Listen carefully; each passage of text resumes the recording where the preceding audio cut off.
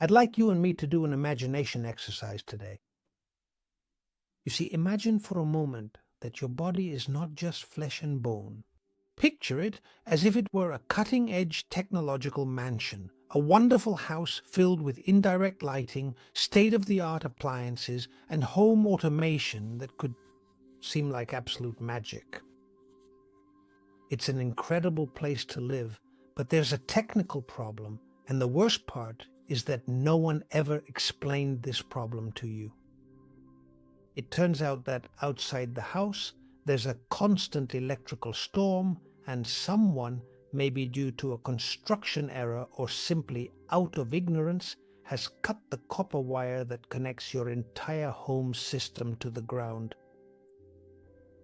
In other words, you don't have a ground connection. And what do you think happens then? It's very simple. Every lightning strike that hits nearby, every time the storm rages outside, the electricity in your house simply has nowhere to escape. It simply refuses to dissipate or fade away.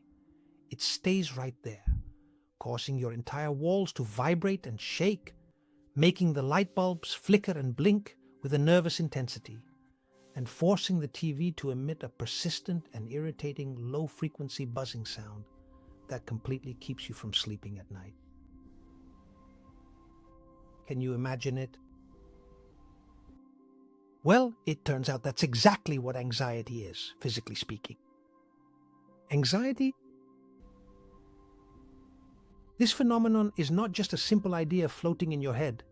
It is actually a very real, intense electrical overload within your internal circuits that simply has absolutely nowhere else for it to go. To understand how you can reach this state of overload, what I'm going to do, with your permission, is invite a good friend to our conversation, Dr. Stephen Porges. Stephen isn't the typical psychiatrist who just gives you a pill and sends you home. No, he is a distinguished scientist at Indiana University in the United States and is also a professor of psychiatry at the University of North Carolina. He is truly one of those remarkable pioneers, a visionary individual who, instead of simply staying on the shallow surface of human behavior, courageously decided to investigate and explore exactly how we are fundamentally wired on the deep inside of our minds and bodies. The entire global scientific community was completely taken aback when, way back in the mid to late 1990s, Stephen finally presented the groundbreaking and unexpected results of his extensive research. With them, what Stephen did was open a door for us that had been completely closed and locked. And you see, what he does is talk about a concept that I personally find fascinating and that I would like you to keep today as a treasure for yourself: neuroception. And pay attention to the word. Because I didn't say perception, because perception is what you do when you decide whether you like a painting, if a dish is salty, or if you find a song beautiful. That is, it's something that happens in your conscious mind, in that part of you that reasons. But neuroception, on the other hand, is something your body does on its own, without asking you, and it does it 24 hours a day. It's like a kind of biological radar, a sentinel that never rests, not even when you're asleep. And how did Stephen come to discover this? Well, you see, he spent years studying the rhythm of the heart and how our physiology reacts to the sounds and expressions of others. And after a lot of research, he realized that our autonomic nervous system has an absolutely astonishing ability to detect signals of safety or threat in milliseconds. In other words, long before you consciously feel any sense of fear, your complex nervous system has already thoroughly scanned the entire room you are currently in. Has it analyzed the tone of voice of the person you're talking to? Or has it detected the strange silence in your house and already decided for you whether you are safe or in danger? This is a constant reading of frequencies that takes place in the deepest and oldest parts of your brain, which are these, that we share with the first beings that inhabited the earth. I imagine you must be surprised. And what's more, this isn't just an intuition that Stephen had. There are decades of studies and research that have been published in internationally renowned journals. For example, in the journal Psychophysiology. And these are studies that support everything I'm telling you. His research shows that we have what he calls a social engagement system. If your radar detects safety, your body relaxes, your heart beats calmly, and it starts to repair itself. But if it detects danger, your body shuts down. It shuts down repair functions and activates defense mechanisms. This is pure survival engineering that's written into your very nerves. That's why when anxiety occurs, it's not because the person is weak or has a character flaw. No. It's simply that their neuroception radar has picked up interference and sounded the alarm, blocking the signal of peace. And the one responsible for carrying all that information, for being the true messenger between your body and that polyvagal radar, is none other than the vagus nerve. I would really like you to take a look at this with me and step for a brief moment into the depths of my mental laboratory. Imagine it as a thick, whitish, shiny, and glistening moist root that originates right at the very base of your brain, specifically within the brainstem area. You see, it is the 10th cranial nerve, that is to say.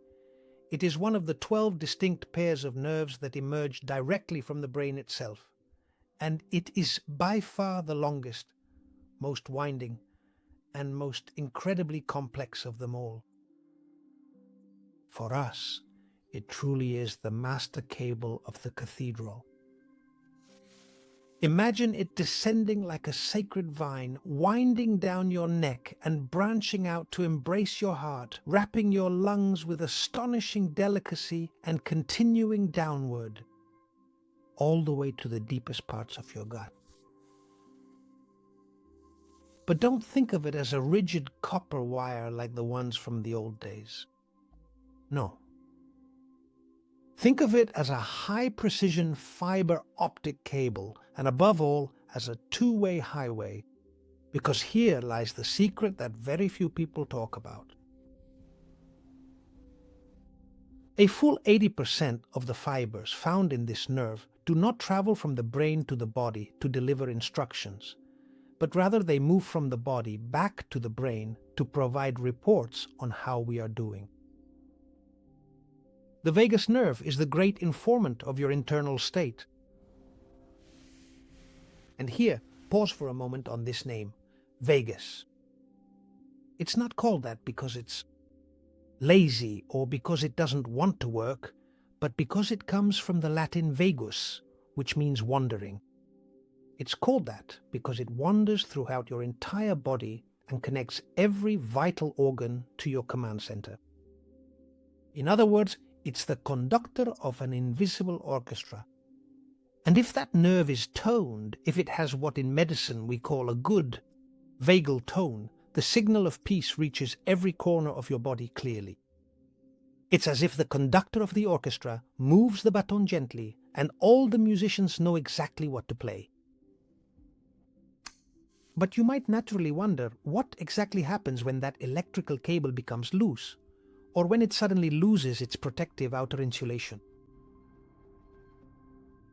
In biophysics, what we say is that it loses its safety voltage. If the vagal tone drops, the signal is cut off, or if it isn't cut off, it arrives with a lot of noise, and that radar of Ys we talked about gets stuck. And what does it do when it gets stuck? Well, it immediately shouts danger, danger, danger non-stop. And that's when you start to feel like you can't catch your breath, like your stomach is tied up in knots, or that your heart is racing a mile a minute without any apparent reason outside of yourself. When that happens to you, your body has simply lost its natural brake. And this is where we ask ourselves the golden question of an engineer. Why would a fiber optic cable with such precision start to fail? Why does it lose the strength to transmit peace? Well, get ready, because to understand this, we have to go even deeper into the world of the tiniest particles that make us up to clearly see what really gives life. What feeds this cable? Now you see, I'd like you to join me in experiencing a magical moment. Just imagine Stephen Porges going out to dinner with another genius, James Oschman. Oschman is probably the man who best understands energy medicine in the world. James is not just any theorist who talks about abstract energies, no. He is a doctor of biological sciences from Case Western Reserve University and has dedicated decades of his life to research in top-level laboratories such as the Marine Biological Laboratory at Woods Hole. For me, James is that brave scientist who dared to cross the bridge between conventional biology and quantum physics applied to health. The book he wrote, Energy Medicine, the Scientific Basis, is for many of us the Bible that explains why we are not just a bunch of loose parts, but in reality, we are a vibrant unity. And what makes James Oschman so special is that he looks at the body with the eyes of a materials engineer. He discovered that our fascia, that fabric I've told you about several times, which wraps around everything, is not just a covering. He discovered that it is an ultra-fast electronic communication system that he called the living matrix. Living. He taught us that the body is essentially a liquid semiconductor, that is, a material capable of transporting information and energy from one cell to another, and doing so at the speed of light. When James speaks, science stops being cold and becomes something alive, because he explains that each of your cells is plugged into that network. And that's why, when Porges and he sit down to talk, what emerges is not a medical conversation, but a true high-level engineering diagnosis of why your system has lost its way. Once the two of them are seated at the table, now imagine Stephen setting down his glass and sighing. And making a confession to his friend, he says, "James, I meet people whose vagus nerve, that security system I talk about so much, is completely blocked. Their internal radar screams at them that they are in constant danger, even though everything around them is calm. And it doesn't. This vagus nerve also doesn't respond to classic nerve relaxation techniques. I don't understand it because it's as if the 'we are safe' signal gets lost along the way and simply never reaches the heart." I asked him, what can I possibly do? And then James, with that very typical and steady calm of a seasoned engineer, like someone who truly and deeply knows exactly what he's talking about, slowly leans forward toward me and quietly replies, "You see, it is not actually a management failure at all, Stephen." He explained that it is, in fact, a fundamental infrastructure problem, and for that vital vagus nerve to be able to send its important message clearly and effectively, the underlying ground needs to be thoroughly and carefully prepared. And he says to him, don't forget that it's like a fiber optic cable with absolute precision. And what I'm seeing more and more is that the body is simply losing its electrons, it's losing its negative charge. And as you know, Stephen, without the grounding, which you and I both know is necessary, the fascia, that network that surrounds us, simply becomes a material with a lot of electrical resistance. It's like trying to send an important message through a cable that's full of rust and surrounded by interference. Impossible. When the ground wire has come loose or isn't being used, the accumulated electrical tension, and with it all the static, simply has nowhere to go. And this is what's blocking the vagus nerve. And at the same time, it's also burning out, literally the ability to feel peace in the people who suffer from it. And here I'm going to pause for a moment with you, now that we've heard this conversation, because I want you to really understand this. It turns out that sometimes in the world of science we use such big words that we often forget what they mean, and one of them is, thank you, the electron. But have you ever wondered what an electron really is? And now, forget about the blackboards at university or school, because what I want is for you to imagine a firefly made of pure light, a kind of tiny, almost invisible spark, and picture it spinning around the center of an atom as if it were a planet, orbiting its sun. And keep one thing in mind, it's not just any spark. I want you to really hold on to this important phrase for a moment. The electron is the fundamental currency of peace and calm throughout your entire physical body. And now I imagine you might be thinking, but come on, Jose Maria, what does a subatomic particle have to do with me not being able to resist, not being able to breathe, or with me feeling like the world is about to collapse on me? Well then, stop here with me, because I'm going to explain it to you right now, and you'll see how in the end everything fits together perfectly. In the world of biophysics, the words positive and negative don't mean good or bad. They mean charge. And here is the big key: life regeneration. And above all, calmness is negative. Your body is essentially a battery that needs to be charged with electrons. That is, those fireflies of negative charge I was telling you about a moment ago, so that your nerves can function normally. And why do I tell you it's like a currency? Because in every process in your body, the electron is used to pay the bill. If you need to repair tissue, you spend electrons. If you need to process and digest the food you eat, you must utilize and consume electrons. But most importantly of all, if your nervous system needs to send a signal of peace through the vagus nerve, it requires a steady flow of electrons for that signal to travel properly. Our body operates with a subtle, almost poetic current, and in this sense, it's very important for you to know, for example, that stress, poor diet, and living physically disconnected from the ground, all of these are electron thieves. It's a loan shark that keeps taking away those fireflies from you.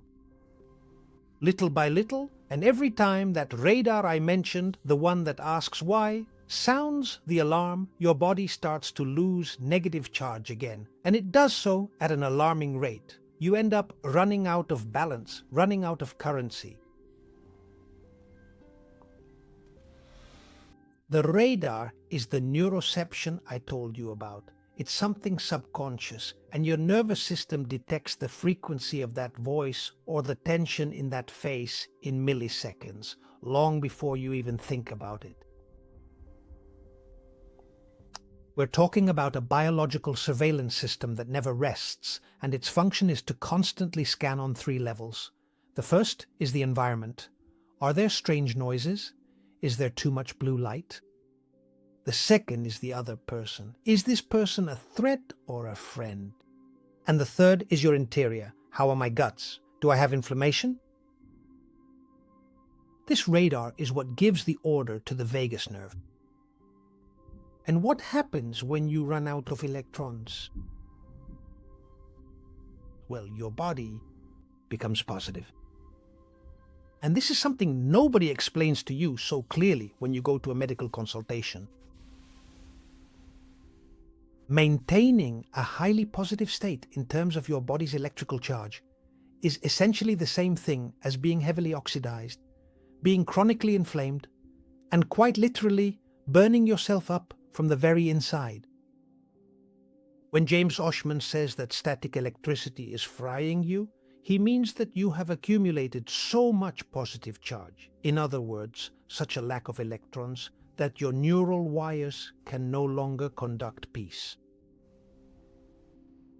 You see, it's as if you were trying to listen to a beautiful melody on the radio, but all you got was that grey static noise, that shh, that covers everything and makes your hair stand on end. This is the feeling of I can't take it anymore, or having a lump in your throat, or being constantly on alert. And look, these aren't flaws in your personality. It's the background noise of a system that's run out of its negative fireflies, that has no currency to pay for, calm, and doesn't know how to release the excess tension.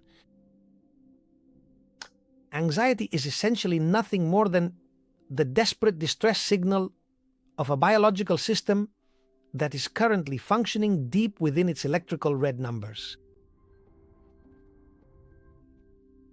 And look, it's here, in the midst of this chaos of electrical red numbers, where James Oshman reveals something to us that will change the way you look at yourself in the mirror forever. The living matrix I mentioned to you a few minutes ago. And here I want you to get that old idea out of your head, that we're just sacks of flesh with a few loose bones inside, like we're a badly assembled puzzle, because that's not the case. Listen to me carefully, I already told you this before. What was his message? We are a continuous semiconductor. And that thin, whitish, almost transparent layer, like onion skin, that you see when you clean a piece of meat, that's the fascia I was telling you about earlier. And for centuries, doctors would cut it and throw it in the trash because they thought it was just a wrapping to keep the muscles from spilling out.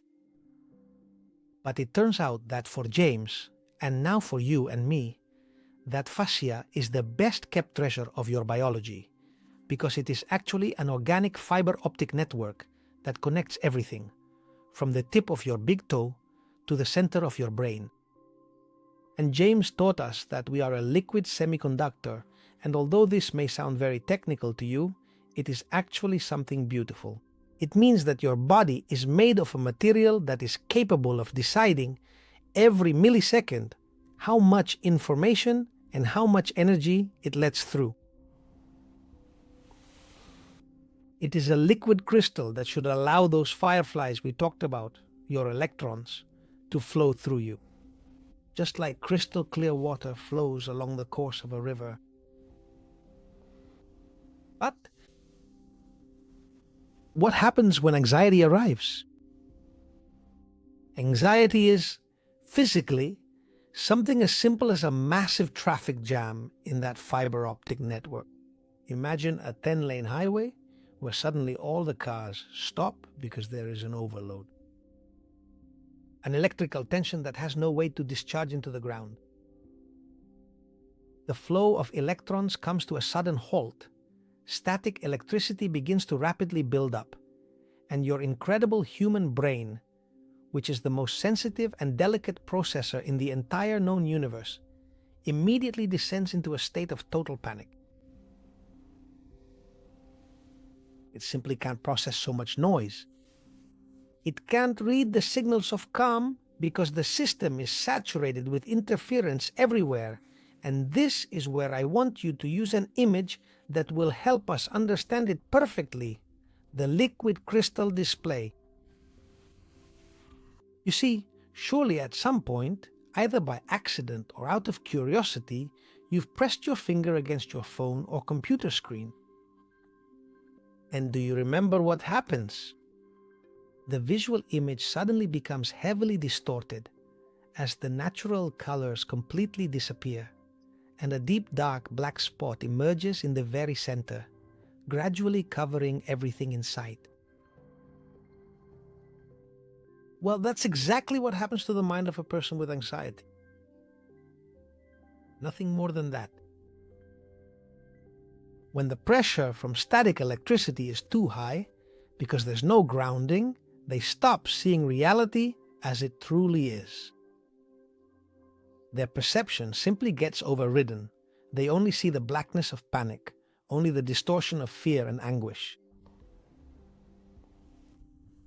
But remember this, it's not that their mind is broken. It's not that their processor is defective. No, it's that their screen is receiving too much electrical pressure and simply doesn't have the necessary conductivity to display the image of peace. This person is trapped in a physical distortion, but not in an incurable mental illness. That black stain, essentially that covers everything. It is just raw, unbridled energy, constantly and desperately searching for a way to be released. Their system isn't broken, it's just overloaded. It's waiting for him to decide to open the valve himself, simply to release this accumulated tension that's suffocating him. And I assure you that valve isn't in a pharmacy in the form of a pill or syrup, nor in a complicated mental technique. No, it's much, much closer than you think. In fact, it's actually waiting for you right beneath your feet. And at this point, I suppose you're wondering, okay, but how do I fix my grounding wire? Well, it turns out the solution is so simple it's almost scary. But this isn't something mystical, because it's pure surface engineering. You have to understand that planet Earth is an infinite reservoir of electrons. It's like a giant battery with a negative charge that never runs out. And when your bare feet touch the grass, the sand on the beach, or even when you step onto the damp earth of a natural path, what occurs is an immediate and instant transfer of vital energy. Through the fundamental laws of simple physics, the free electrons from the ground travel upwards into your body to effectively put out the internal fire of chronic inflammation. You see, it's as if the earth lends you its fireflies so you can instantly calm your system. And the problem is that asphalt and those rubber-soled shoes we all wear are perfect insulators that have left us completely disconnected from the source. We are essentially like a state-of-the-art mobile phone that, if you can just imagine for a moment, tries to operate at its full capacity without having been connected to the power grid for several long months. A disaster. We are actually operating on the very last of our energy reserves. And on top of all that, we are loaded with static electricity that is burning us up from the inside, because it has nowhere else to go. But look, don't just focus on contact with the ground, because you can also help your vagus nerve recover its voltage manually, right here and now. There is a very simple biological engineering protocol that I myself, and surely many of you as well, use, and that I now want to share with you. It's something as simple as thermal stimulation. And here I want you to once again visualize that fiber optic cable running down the sides of your neck. Well, if you apply very cold water to that area right behind the angle of your jaw, you're not doing it to freshen up or to wake yourself up like when you wash your face in the morning. What you are actually doing here is triggering a sudden thermal shock, which essentially functions as an instant electrical reset for the system. When you feel that intense cold, your body activates a very ancient reflex that forces the vagus nerve to send an immediate calming signal to the heart. And this is a technical command that has no words, telling your brain, the fire, my friend, has been put out, the danger has passed, and now you can let your guard down. In other words, you are using temperature to hack your own security system. And you see the same thing happens with the response. With breathing, but pay attention, in this case it has to be nasal breathing. Forget about taking in air through your mouth as if you were drowning. It turns out that when you breathe through your nose in a slow, rhythmic, and very calm way, 5 seconds inhaling, 5 seconds exhaling, not only are you taking in oxygen, you're also using your diaphragm, like a pressure pump that sends an electric pulse through all your fascia. And that pulse travels through that fiber optic network I mentioned and goes straight to Pogge's radar, the one for neuroception, to confirm that the environment is safe. All of this is not a relaxation technique. No, this is real-time software reprogramming. You are giving your body, if you do this, your body, which is self-programmable, the exact commands so it stops emitting static and tunes itself back to the frequency of peace.